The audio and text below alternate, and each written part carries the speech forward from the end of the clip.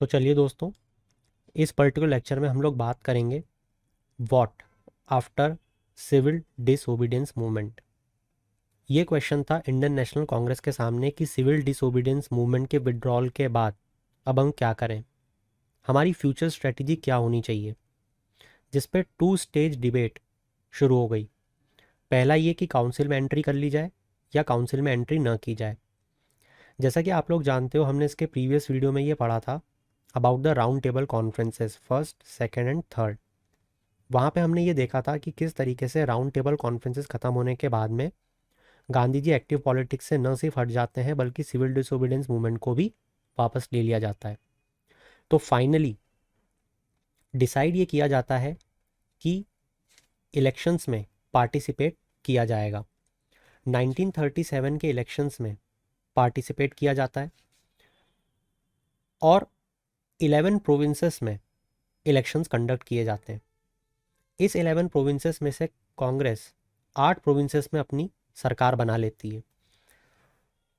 इनके नाम यहाँ पे लिखे हुए हैं, अगर आप चाहो तो पढ़ सकते हो।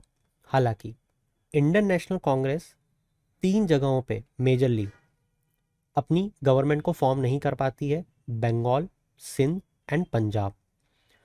मगर मुद्दा ये नहीं है। मुद्दा ये है कि जब 1937 इलेक्शंस में पार्टिसिपेट किया जाता है तो मुस्लिम लीग बहुत बुरी तरीके से फेल हो जाती है। इनफैक्ट वो किसी भी प्रोविंस में अपनी सत्ता नहीं बना पाती है। यहाँ पे आपको देखने को मिलेगा कि मुस्लिम लीग जिन्ना ये समझ जाते हैं कि अगर हम कांग्रेस के अंदर ही रहे या कांग्रेस के रहते हुए भी हम कभी भी भारत को कब्जा नहीं पाएंगे। तो यहाँ पे आपको एक बहुत बड़ी सीख देखने को मिलेगी जो मुस्लिम लीग ने ली, और इसीलिए वो 2 नेशन थ्योरी को यहाँ पे और ज़्यादा प्रबल दावेदारी से पेश करेंगे इन नियर फ्यूचर। और यही चीज़ मैंने आप लोगों को यहाँ पे दिखाने की कोशिश की है कि जो जिन्ना साहब है वो क्योंकि हर प्रोविंसेस से बाहर हो गए, तो अब वो ये कोशिश करेंगे बताने की लोगों को कि इंडियन नेशनल कांग्रेस जो है वो एंटी मुस्लिम है। तो 1937 से 1939 तक अगर हम देखें तो 28 महीने की गवर्नमेंट चली। कांग्रेस मिनिस्ट्रीज़ ने यहाँ पे बहुत अच्छे काम किए। जो भारतीय जनता थी उन्होंने पहली बार प्रैक्टिकली स्वराज को एक्सपीरियंस किया और कांग्रेस अपने आप को प्रूव करने में सक्षम रही। यहाँ पे 1939 में ऐसा क्या हुआ कि इंडियन नेशनल कांग्रेस के जो भी लोग काउंसिल्स में गए थे वो रिज़ाइन करके बाहर आ जाते हैं। तो होता यह है कि वर्ल्ड वॉर 2 शुरू हो जाती है 1939 में। इंडिया को बिना उसकी मर्जी के, बिना नेशनल लीडर्स के कंसल्ट किए हुए वॉर में मान लिया जाता है कि ये तो हमारा साथ देंगी। मगर कांग्रेस 2 कंडीशंस को पुटअप करती है in front of the British government कि अगर आपको हमारा सपोर्ट चाहिए तो ये 2 चीज़ें आपको देनी पड़ेंगी। पहला, रिस्पॉन्सिबल गवर्नमेंट एट सेंटर, ये तो इमीडिएट चाहिए, और आफ्टर वॉर हमें एक कॉन्स्टिट्यूंट असेंबली बना के दोगे जो हमारे देश का संविधान बनाएगी, मतलब पूरी तरीके से पूर्ण स्वराज। तो कांग्रेस आज Britain to declare their war aims and how war aims would apply to India after war. ये ऐसा एक इंपॉर्टेंट क्वेश्चन था जो ब्रिटिश सरकार जवाब जिसका दे ही नहीं सकती थी। तो यूके जो है वो सिर्फ इस अग्रेशन को रेजिस्ट कर रहा है, उन्होंने ये कहा। मगर इंडियन नेशनल कांग्रेस ने इस स्टेटमेंट को पूरी तरीके से रिजेक्ट कर दिया कि आप उनके अग्रेशन को रेजिस्ट कर रहे हो या कुछ भी करो, वो आपकी वॉर है, हमको इससे क्या मिलेगा, हमको तो सिर्फ ये बताओ। तो फाइनली उन्होंने कोई जवाब नहीं दिया तो मिनिस्ट्रीज ने रिजाइन कर दिया। हालांकि हिंदू महासभा और मुस्लिम लीग ने कोalition गवर्नमेंट फॉर्म कर ली थी नॉर्थ वेस्ट फ्रंटियर प्रोविंस में, सिंध में और बंगाल में। तो यहाँ पे हमें ये लोग इंडियन नेशनल कांग्रेस से अलग चलते हुए दिखेंगे। तो फाइनली वर्ल्ड वॉर 2 का रिस्पॉन्स क्या रहा। जो लीडर्स थे उनके ओपिनियन में डिफरेंसेस क्रिएट हुए, जिस कारण से हरिपुरा और त्रिपुरी क्राइसिस हमें देखने को मिलता है इंडियन नेशनल कांग्रेस में। क्योंकि कुछ लोगों का ये कहना था कि इस अपॉर्चुनिटी का हमें फ़ायदा उठाना चाहिए, कुछ लोगों का ये मानना था कि नहीं, हमें इस अपॉर्चुनिटी का फ़ायदा नहीं उठाना चाहिए मगर उनको रेजिस्ट करना चाहिए। तो इवेंचुअली क्या होता है, सुभाष चंद्र बोस जी इंडियन नेशनल कांग्रेस से बाहर आके फॉरवर्ड ब्लॉक को क्रिएट कर लेते हैं। वो अलग अलग देश घूमते हैं, जैसे पहले रशिया, फिर जर्मनी और फिर जापान, जहाँ पे जाके वो इंडियन नेशनल आर्मी को ही बनाते हैं। और फाइनली अगस्त 1945 में उनकी डेथ हो जाती है। हालांकि जब वर्ल्ड वॉर 2 चल रही थी, आपको ये चीज़ पता होनी चाहिए बहुत अच्छे से कि ब्रिटिशर्स हर वो मुमकिन कोशिश कर रहे थे जिस तरीके से वो भारत के लोगों का सपोर्ट ले पाए। क्योंकि जो इंडिया का सपोर्ट है वो बहुत ज़्यादा क्रूशियल था वर्ल्ड वॉर टू में। और यूएस के रूसवेल्ट ये प्रेशराइज कर रहे थे उस टाइम के ब्रिटिश प्राइम मिनिस्टर चर्चिल को कि इंडिया का सपोर्ट हमें किसी भी हालत में चाहिए। मगर विंस्टन चर्चिल के तो कुछ और ही सपने थे, उन्होंने तो बंगाल फेमिन करवा दिया उसी टाइम पे, है ना। तो यहाँ पे वर्ल्ड वॉर टू में एक पावर थी एक्सिस पावर, दूसरी पावर थी एलाइज। एक्सिस पावर में थी जर्मनी, इटली, जापान, जो कि फासिस्ट फोर्सेस थी, और उनके खिलाफ खड़े हुए थे अलाइज जैसे France, UK, USA, Soviet union और चाइना कुछ हद तक। तो इन फासिस्ट फोर्सेस का अपोज कर रहे हैं हम, ऐसा कहते थे ब्रिटिश गवर्नमेंट वाले। मगर हमारा ये कहना था कि हमें आज़ादी दे दो, हम आपके साथ लड़ लेंगे। तो ये बात पे डिफरेंसेस ऑफ ओपिनियन क्रिएट हुए कि हमें अगर ब्रिटिश सरकार से लड़ना है तो लड़ना भी चाहिए या नहीं। तो इस पर सुभाष चंद्र बोस जी का कहना था कि बिल्कुल लड़ना चाहिए, इन्हें सिरे से उठा के फेंक दो बाहर। तो यहाँ पे ब्रिटिशर्स को कांग्रेस का सपोर्ट चाहिए था, इसीलिए आपको देखने को मिलेगा कि अगस्त ऑफर दिया जाता है 1940 में, कैबिनेट मिशन को भेजा जाता है 1942 में। इसी के साथ ये जो पर्टिकुलर टाइम पीरियड है, आपको ये ध्यान रखना है कि यहाँ पे एक लीडर है गांधी जी, जो बहुत एडामेंट है।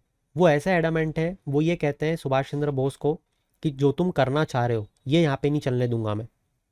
वहीं सुभाष चंद्र बोस एक ऐसे यंग लीडर हैं, वो कहते हैं कि आप जो बोलोगे गांधी जी वो मैं मानूंगा नहीं।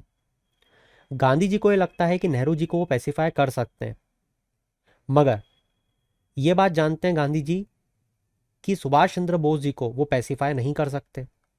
वहीं जो नेहरू और सुभाष चंद्र बोस हैं, उनको आइडियोलॉजिकल मैच मिलता है, उनकी आइडियोलॉजी मैच करती है। तो नेहरू का हमेशा से एक बैकिंग रहा गांधी जी को, क्योंकि गांधी जी ये जानते थे कि यंग लीडर में या तो उन्हें नेहरू को चुनना पड़ेगा या सुभाष चंद्र बोस को। तो ही ऑलवेज पिक्ड नेहरू, बिकॉज वो जानते थे कि उन्हें वो पैसिफाई कर सकते हैं। और सुभाष चंद्र बोस जी क्योंकि एक रिबेलियस लीडर है, वो उन्हें कभी पैसिफाई नहीं कर पाएंगे, और इसीलिए उनको कभी भी उस तरीके का सपोर्ट नहीं मिला जो नेहरू जी को मिला। और इसीलिए त्रिपुरी सेशन में जब गांधी जी के कैंडिडेट पत्ताभी सीतारामैया हार गए इलेक्शंस में इंडियन नेशनल कांग्रेस के, और अध्यक्षता आ गई सुभाष चंद्र बोस जी के पास, तो ये साबित हो गया कि गांधी जी एक्टिव पॉलिटिक्स से जब दूर गए थे तो उनकी एक्टिव पॉलिटिक्स एक्चुअल में ख़त्म हो चुकी है। जो कांग्रेस के लोग हैं वो अब गांधी जी के विचारधारा पे चलने को सहमत नहीं है, वरना उनके कैंडिडेट को कभी नहीं हराते। और ये बात साबित हो गई कि सुभाष चंद्र बोस जी की जो आइडियोलॉजी है वो काफ़ी लोगों को समझ में आ रही थी। मगर फिर इन्होंने मास्टर स्ट्रोक खेला और इन्होंने ये कहा कि ठीक है, अब तुम्हें इनको जिताना है तो इनको ही जिताओ, इनकी हार को मैं अपनी हार मानता हूँ और मैं पॉलिटिक्स से दूर जा रहा हूँ। तो यहाँ पे जो हरिपुरा 1938 का सेशन था और त्रिपुरी 1939 का सेशन था, उन दोनों सेशन से ये साबित हो गया कि सुभाष चंद्र बोस जी कभी भी इंडियन नेशनल कांग्रेस में काम नहीं कर सकते जब तक कि गांधी जी जिंदा है। तो आइडियोलॉजिकल डिफरेंस जो है कांग्रेस का, इसके कारण क्राइसिस आया। जो यंग लीडर्स थे बोस और नेहरू वर्सेस ओल्डर नेताओं का, जैसे वल्लभ भाई पटेल और गांधी जी, इनके डिफरेंसेस हमें देखने को मिले। Over support to British in world war two, ये सिरे से खारिज कर रहे थे, मना कर रहे थे कि सपोर्ट मत करो। ये बोल रहे थे फासिस्ट फोर्सेस के अगेंस्ट वो वॉर लड़ रहे हैं, हम उनके खिलाफ लड़ाई नहीं छेड़ सकते। तो हरिपुरा में बात होती है, सुभाष चंद्र बोस जी प्रेसिडेंट बन जाते हैं, नेशनल प्लानिंग कमेटी की शुरुआत करते हैं जो सोशलिस्ट वर्क का काम करेगी। कांग्रेस वर्किंग कमेटी अभी भी प्रो गांधी थी, भले ही उन्होंने सुभाष चंद्र बोस जी को जिता दिया हो। तो बोस जी उतनी आसानी से काम नहीं कर पा रहे थे और सोशलिस्ट वर्क अभी भी इनकम्प्लीट था। फिर आता है त्रिपुरी का सेशन, जब बोस एक और प्रेसिडेंटशिप की डिमांड करते हैं ताकि वो अपने काम को कंप्लीट कर पाए, मगर गांधी जी और वल्लभ भाई पटेल नहीं चाहते, और वो चाहते हैं कि बोस आउट हो जाए, बाहर हो जाए। तो गांधी जी अपने पट्टे को, अपने आदमी को बोस के अगेंस्ट उतारते हैं, मगर बोस फिर भी जीत जाते हैं और कांग्रेस वर्किंग कमेटी रिज़ाइन कर देती है अंडर प्रेशर ऑफ गांधी कि जब तक बोस हैं जब तक हम नहीं रहेंगे। और फाइनली बोस ये सब देख के उनका दिमाग ख़राब हो जाता है और वो रिज़ाइन कर देते हैं और वो बंगाल के लिए निकल जाते हैं, जहाँ पे वो जाके फॉरवर्ड ब्लॉक को स्टैब्लिश करते हैं। उन्हें अरेस्ट कर लिया जाता है, हाउस अरेस्ट, उससे वो भाग के रशिया भाग जाते हैं। इसके बाद में दोस्तों कहानी शुरू होती है आज़ाद हिंद फौज की। बहुत अलग अलग चीज़ें हैं इसमें, आपको सिर्फ इतनी चीज़ें जाननी है कि किस तरीके से इंडियन नेशनल आर्मी फॉर्म हुई। देखो होता कुछ यूँ है आज़ाद हिंद फौज की कहानी सुनने के पहले कि प्रोटेस्ट सुभाष चंद्र बोस जी शुरू कर देते हैं बंगाल में 1940s में। हॉलवेल मॉन्यूमेंट एक बहुत इंपॉर्टेंट प्रोटेस्ट है, जिस प्रोटेस्ट को लेके ब्रिटिश सरकार उन्हें हाउस अरेस्ट में रख देती है। हाउस अरेस्ट से वो भाग जाते हैं, वो सोवियत पहुंच जाते हैं, अफगानिस्तान से होते हुए, वहाँ भी वो डिसअपॉइंट हो जाते हैं, उन्हें सपोर्ट नहीं मिलता। फाइनली वो बर्लिन भाग जाते हैं। बर्लिन से वो आज़ाद हिंद रेडियो को ब्रॉडकास्ट करते हैं, फ्री इंडिया सेंटर को फाउंड करते हैं और Indian Legion with the help of prisoner of war जो कैप्चर किए गए थे इंडियन सोल्जर्स, उसकी मदद से फाउंड करते हैं। कुछ और भी डेवलपमेंट्स हो रहे होते हैं उसी दौरान, जैसे जर्मनी अटैक कर देता है रशिया पे, तो अब बोस जो है ही कान टेक सपोर्ट फ्रॉम जर्मनी और रशिया, राइट। साथ ही जापान अटैक कर देता है यूएस पे, जापान यूएस वॉर में चले जाते हैं। तो फाइनली उनको अपॉर्चुनिटी दिखती है जापान में और सुभाष चंद्र बोस जी जापान चले जाते हैं। जापान में Indian National army already form की जा चुकी होती है जो मोहन सिंह के अंदर काम कर रही होती है, मगर मोहन सिंह के कुछ डिफरेंसेस हो जाते हैं जापान के साथ में और वो उसे छोड़ देते हैं। फाइनली इंडियन नेशनल आर्मी की कमान आ जाती है सुभाष चंद्र बोस जी के पास में। तो एक बार जब इंडियन नेशनल आर्मी फॉर्म हो गई सिंगापुर में, तो यहाँ पे एक बैंकॉक कन्वेंशन आपसे एग्जाम में पूछा जाता है, जिसके थ्रू ये कहा गया था कि जापान जो है it will give Indian territory to Indian National Army. तो ये सपोर्ट कर रहे थे एक दूसरे को। मगर जब कोहिमा का एपिसोड हुआ जहाँ पे जापान के लोगों ने बैंकॉक के अग्रीमेंट को वायलेट किया, तो अब जाके समझ में आया इनको कि जापान का कभी ये मकसद था ही नहीं कि वो हमें हमारी टेरिटरीज दें। तो जापान जो है वो यूएस बॉम्बिंग के कारण वॉर को लूज आउट कर रहा होता है, इंडियन नेशनल आर्मी भी अपने ग्राउंड को लूज आउट कर रही होती है, बहुत सारे लोग सरेंडर कर देते हैं। तो बोस जो है वो बीजिंग भाग जाते हैं और फिर टोक्यो, और फाइनली ट्रैवल के दौरान वो मर जाते हैं, ऐसा बताया गया है।